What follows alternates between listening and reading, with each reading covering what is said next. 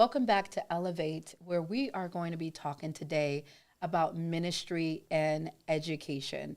This is a topic that you want to stay until the end because we have the education architect, Emmanuel Blanchard, here, who has more than 2 decades of experience in the education arena, as well as tons of ministerial experience, and is currently a senior pastor. So, Emmanuel, thank you so much for being here with me in studio in Atlanta.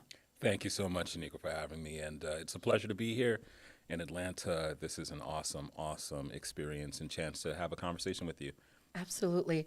Well, we had you on for the fireside chat in Yes. 2023, Yes. where we talked about education and anti-racism. Today, we're going to do something just a little different. Absolutely. We'll be digging into ministry. So I'm excited about that. I am too. I am too. Can't wait. Let's get started. All right, so let me read your bio, parts of it, because it's really long. So bear with me there. Emmanuel Blanchard is the senior pastor of the Francis Lewis Boulevard Church of God, which is actually in New York. He served as a youth pastor for over a decade, from competing in McDonald's Gospel Fest to community development projects. Emmanuel's socio-evangelical mission was already clear. For almost 20 years, Emmanuel has taught in both urban and suburban schools settings in New York. Additionally, he has taught a number of graduate-level university courses. Emmanuel analyzes latent, passive, intentional, and/or unintentional structures within educational spaces that simultaneously empower some while imprisoning others. I love that. Likewise, Emmanuel develops educational strategies that foster empowerment, diversity, creativity, accountability, and empathy. And then I want to read this part here. By the time he was a teenager, Emmanuel had already worked with the Columbia University Gospel Choir, incredible, New York University's All University Gospel Choir, and scored on off-Broadway musicals. His musical work has been featured in NBC, CW, Pix 11, MSG Varsity, and a number of other media outlets. Emmanuel resides in New York. In his free time, he continues to write and produce music for various artists and is also the proud uncle of 6 amazing human beings. I love that. Thank you. Thank you so Emmanuel, much. I love it. It shows all your sides. Appreciate So, I mean, your background is in ministry, it's in education. Before we actually started recording, we got to talk a little bit about what that means. But I think for many people who may not know the correlation between ministry and education, could you start off by telling us a little bit about that? No, absolutely. I think it's fascinating that we're talking about public education. And many of us have gone through the public education system, but we don't know that much about the history Sure. of education. So it's fascinating. We go through the system, but we don't know that much about the system in which we go through. Right. And public education in this country is relatively young. It's about over 100 years old. Wow. And prior to that, many schools were actually church-based schools. Wow. So there was a strong correlation in this country between churches and people going through getting very basic educations from a church setting. Sure. And so it's one of these ideas of, in terms of understanding the relationship between faith and religion, it's one of the reasons why we often see that many people who work in schools actually tend to have somewhat of a faith history. Because in reality, the work of a minister and the work of an educator, it's about empowering and bettering people. So I there's love like that. a lot of overlap between the two. And that's why people will say that working in ministry is a vocation. But that's the same language we use to talk about education as well. It's vocational because in part you're working to improve the lives of individuals. Wow.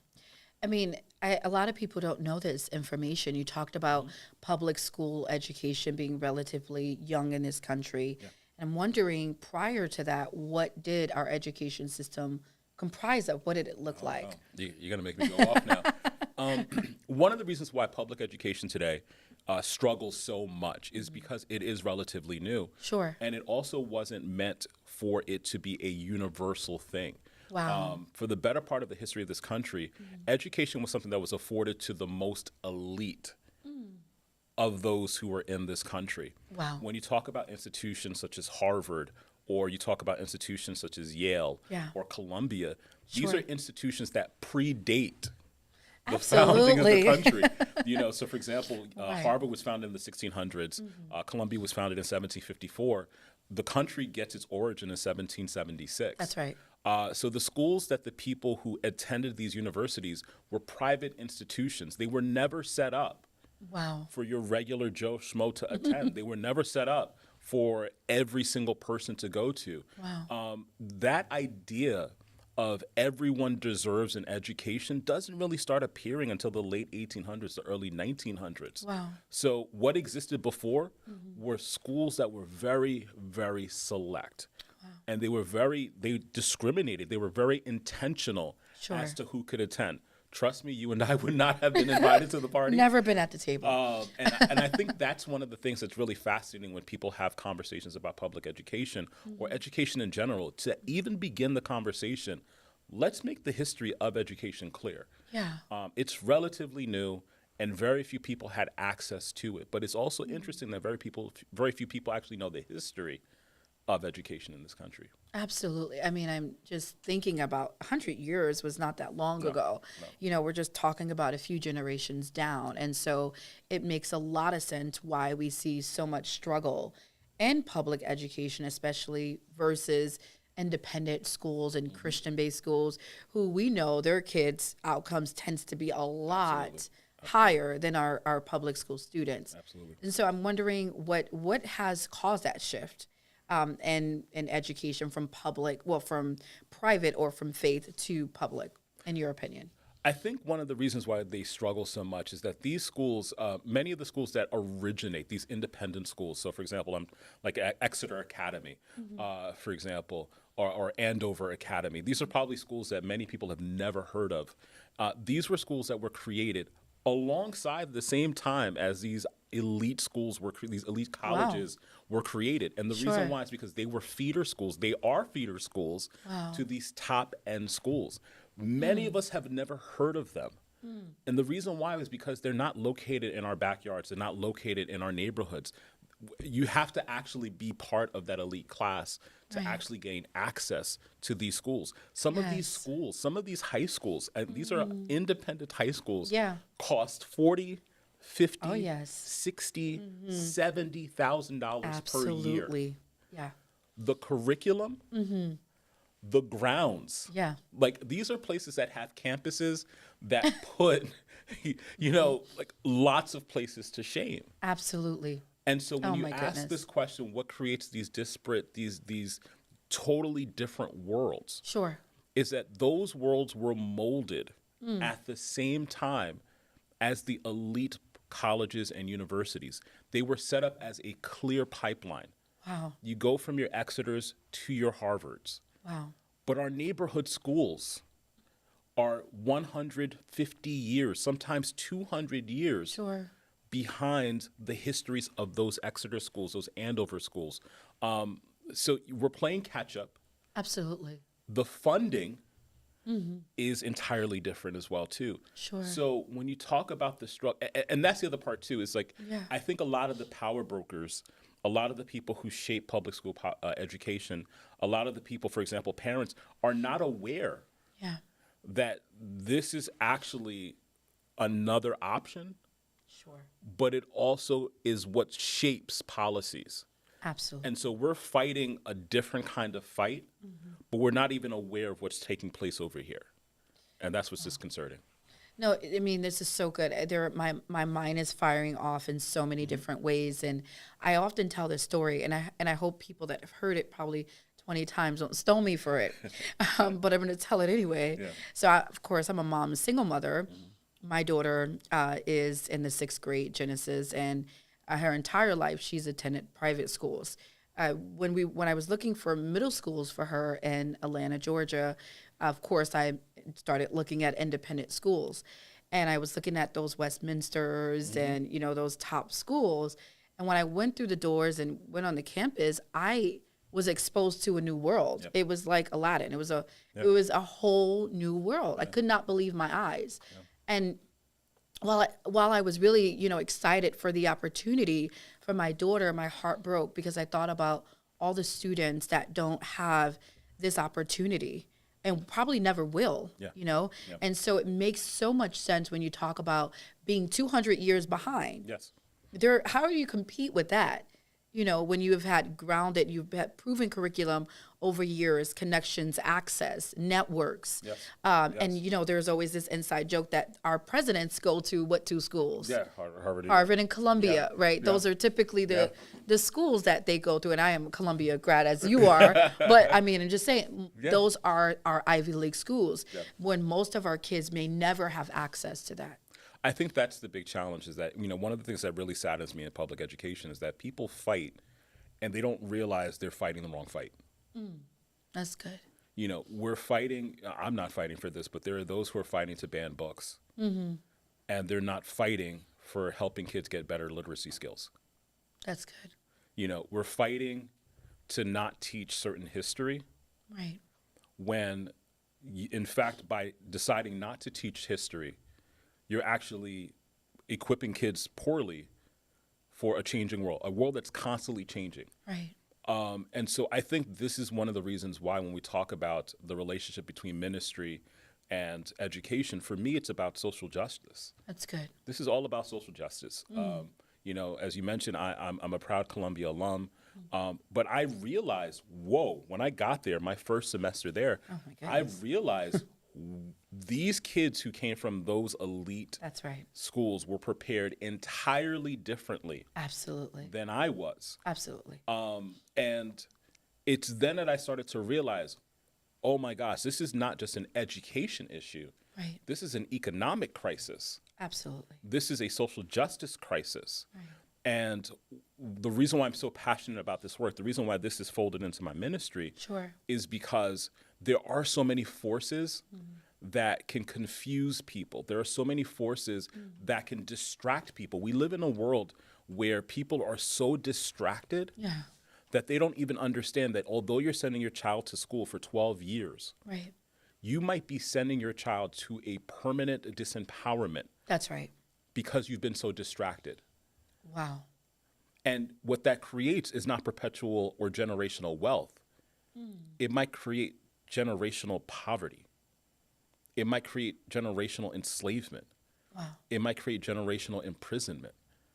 And it's because we're so distracted. It's because we're so unaware. Yeah. And so for me, education isn't just about the luxury of reading books. It's about, there's a reason why, listen, what I've learned as someone who loves history is that if someone does not want you, if a higher authority or power does not want you to have something, if they've created laws that say we're going to outlaw you from being able to do this thing, there must be some sort of power and transformational power within this thing.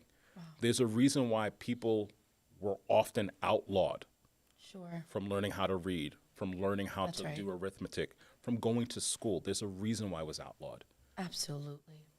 This is so incredible. I'm thinking about the ministry aspect of this, which is, what today's conversation is about, and that intersection, or really education being something I guess we could say was founded on ministry, or founded by ministry, or by the church.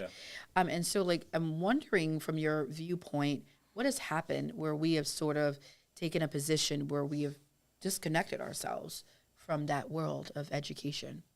It's a great question. And it's actually one of the biggest challenges that I have, or that I see in terms of marrying the relationship between ministry and education. Brown versus Board of Education, which is the landmark Supreme Court case in 1954 that leads to desegregation of schools. A lot of the civil rights achievements take place because of faith leaders. That's so good. Whether you're talking about Martin Luther King, whether you're talking about Malcolm X, if we go to India and we talk about Mahatma Gandhi, these are faith leaders. They're not just civil rights leaders, but these are people who are driven through their faith by principles. Dr. King, the reason why he was able to build a diverse, multi-ethnic, multi-generational civil rights movement is because he challenged individuals with respect to their faith. Yes. if you believe X Yeah. and you truly believe you are a good Christian, how can you do things that support racist attitudes? How can you support racist structures? How can you support racist institutions? Yeah. If you truly value your faith, now you have to actually move to where I'm trying to move. Yeah. I think, though, that once we get past April 4th, 1968, that's the day that Dr. King was assassinated, Yeah. many spirits were broken. Absolutely. And I think that we're still dealing in the after effects of a broken generation Yeah. to see such promise die right before their eyes. Absolutely. And because we're now almost 3 generations post King's assassination, Yeah. we have generations of people who lost not only faith in social progress, Yeah. they lost faith in political progress. That's right. Yep. They lost faith also in the progress that can take place via the church in terms of societal progress and political progress. And I think that's one of the movements we have to try to gain back to.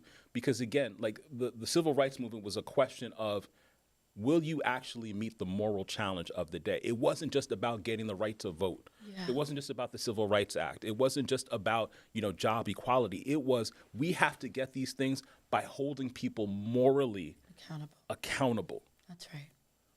That's how we have to continue the civil rights movement.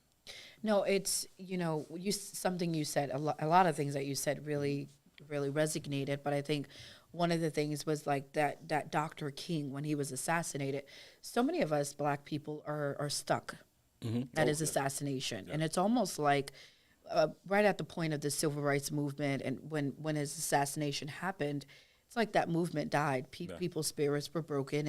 And I have never seen another leader after that, at least not visibly, right? We have like the Emmanuel Blanchards out there and stuff. But, that leader on the forefront, at the front lines, willing to risk it all, willing to challenge people at the level of their morality. It's like these are the types of things that we're missing. And so when you talk about like even the political, how we have not progressed even in the realm of politics, that's another huge arena.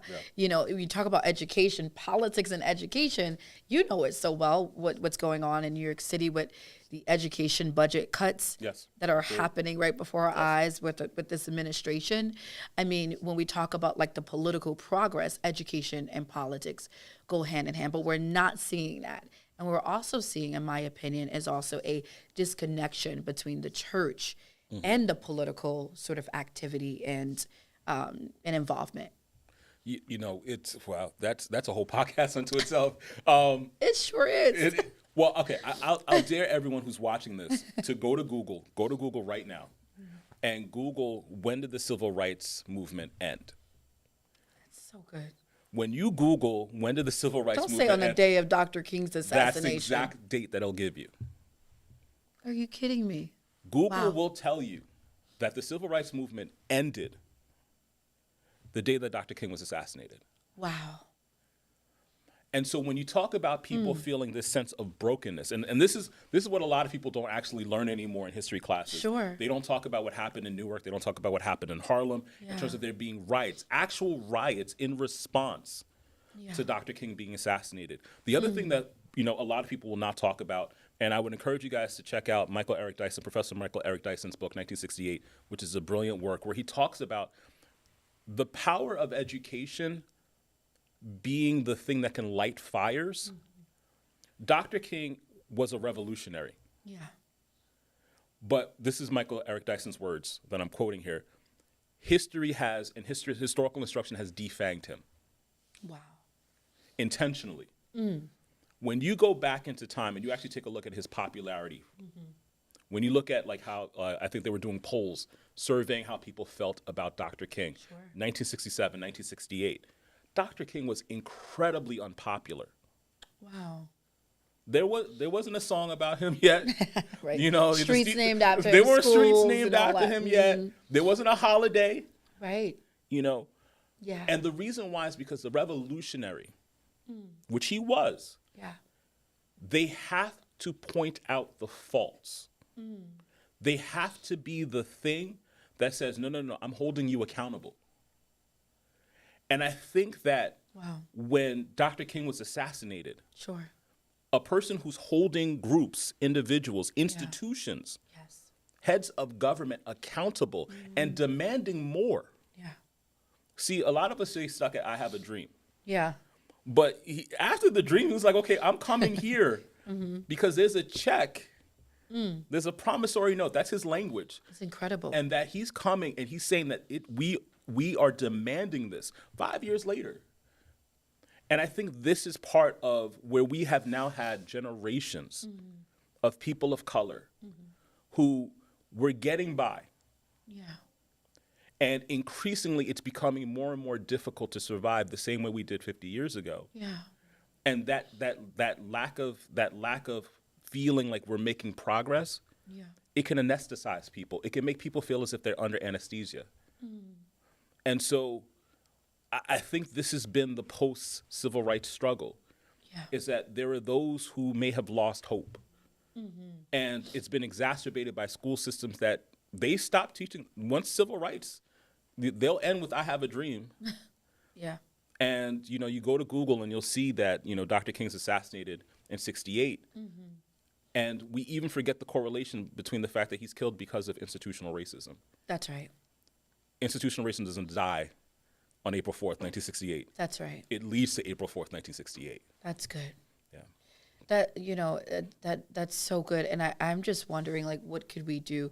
And I hate to, I don't hate to say like revive the civil rights movement, but because I do believe that we're in a new era, and there's a new era that needs to be created, or at least a new movement.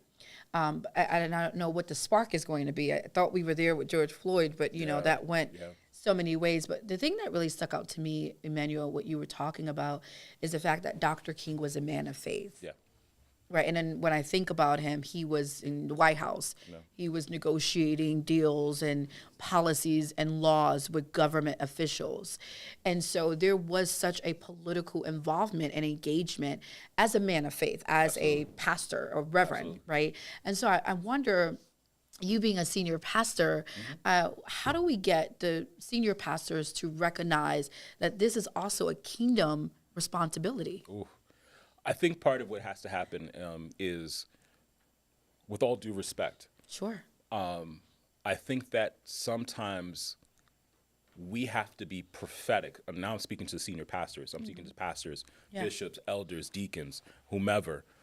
We have to be prophetic, and we can't be idolaters. That's good.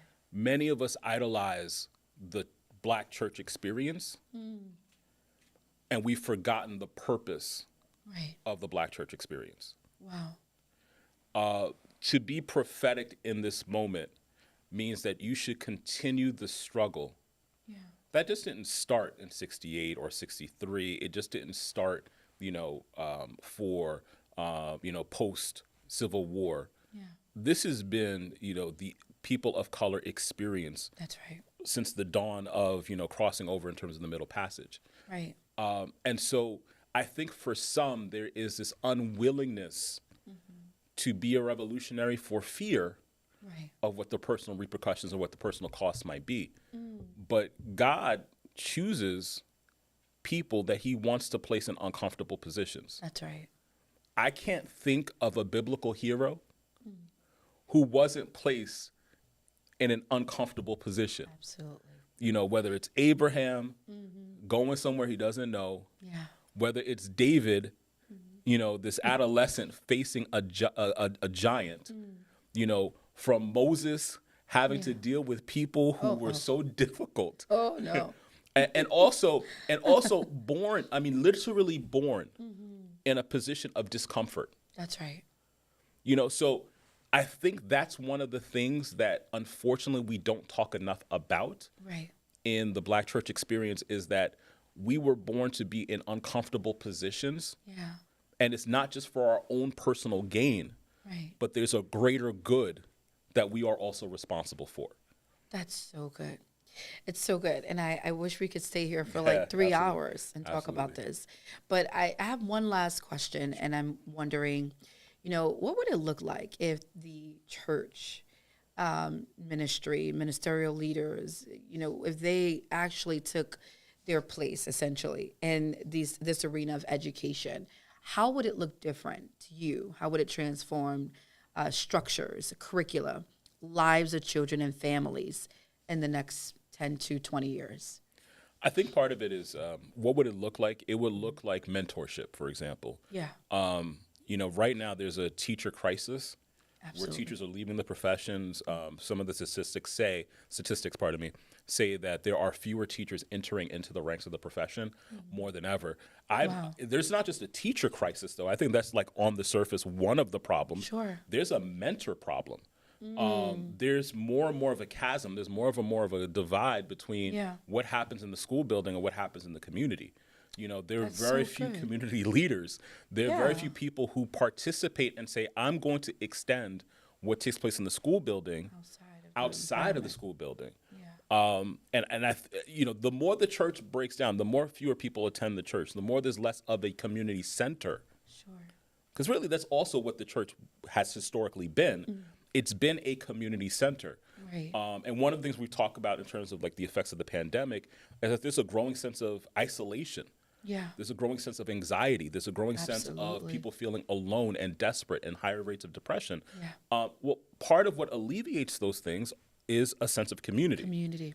But absolutely, the fewer opportunities that we have to actually interact as community, the harder it becomes for the church to be a change agent. And so what does it look like for senior pastors or administrators or bishops to be at the heart of education? Yeah.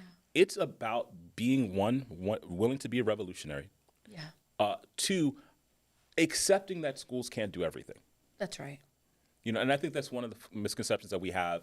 It's part of the things that in the public debate that's unrealistic. A lot of times we expect schools to do everything. Absolutely not. They can't. Right. They can't. And I think that that's one of the things that I try to preach in terms of like, what can churches do to be revolutionary and practical and pragmatic? And here's the key word, relevant. Yes. Identify what schools can't do. Yeah. Invest in those things and start to create those programs that schools just can't do by themselves. You know your members better than the school does. And you have the trust and the faith of your members. Yes. That's so good. And lastly, I know we talked about this in a previous talk. It was something around having a school inside of a church, or I don't know if a ministry in a church, or if it was a flip, but what would that look like for you, this vision that you had talked to me about previously?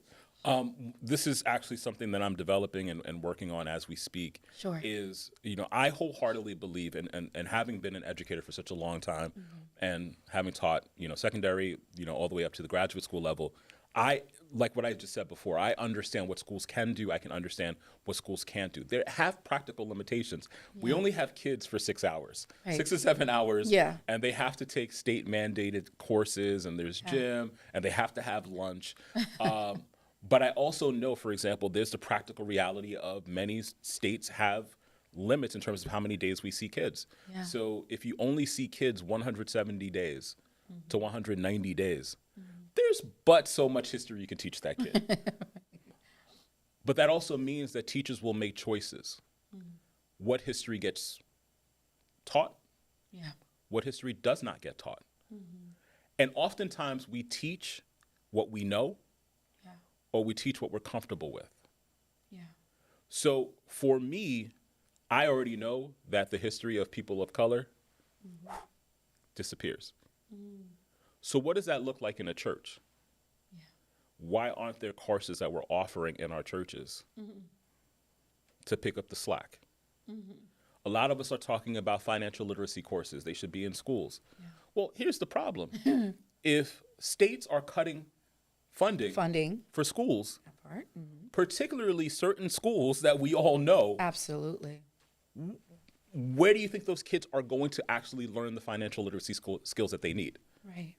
And that's what I mean about the cyclical nature of generational poverty. Sure. There are times in which churches can actually be at the front lines. Right. And there are churches doing this. There are churches. I know that there are churches. There are organizations that are doing this, but more of us need to do it.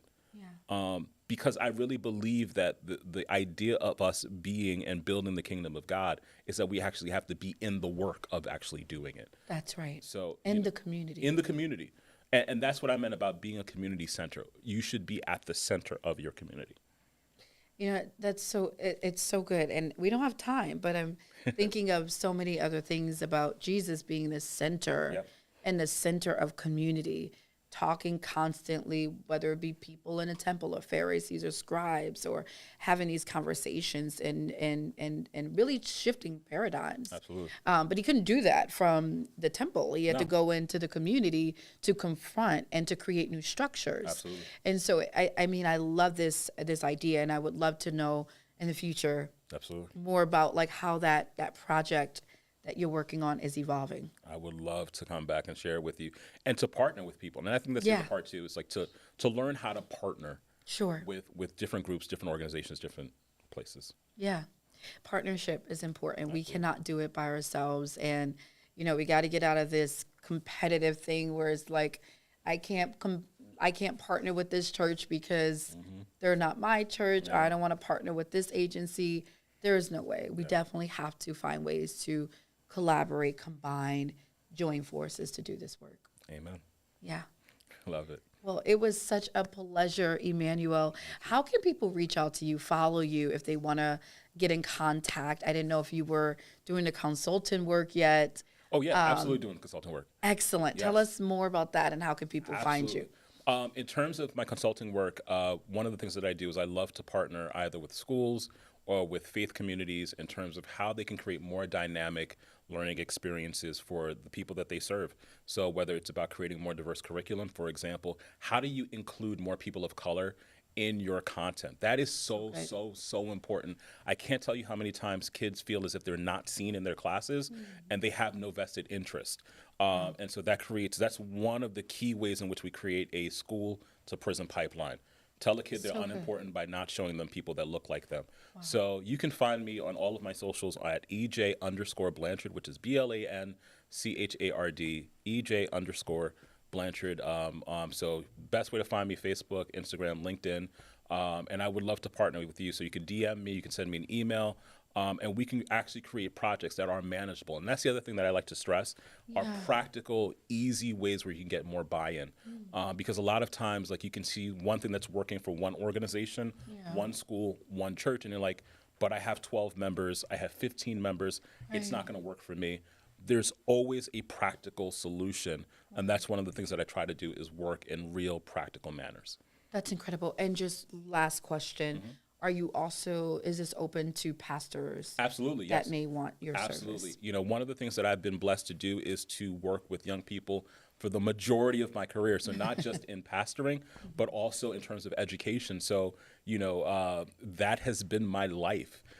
Learning how to, and I think that's another problem that a lot of pastors have, is that they like to kind of push young people, sequester them. Right. They're like, okay, go to the basement or go to the auxiliary room. Like, I don't want to started on that one. You know, I'm afraid. I don't know what you listen to. I don't know what's happening. Right. You know, fortunately, that is not me. That's not my vibe. Like, you know, although I'm a senior pastor, I also love working with young people. I also love working with teens.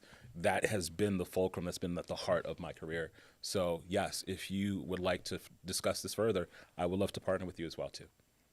That's so incredible. Well, thank you for all that you do, for your place in this world, and for being the architect that you are in education. You're needed. So I appreciate you, and I hope that in the future you consider coming to Atlanta to help the schools out here too, because we definitely need an Emmanuel Blanchard out here.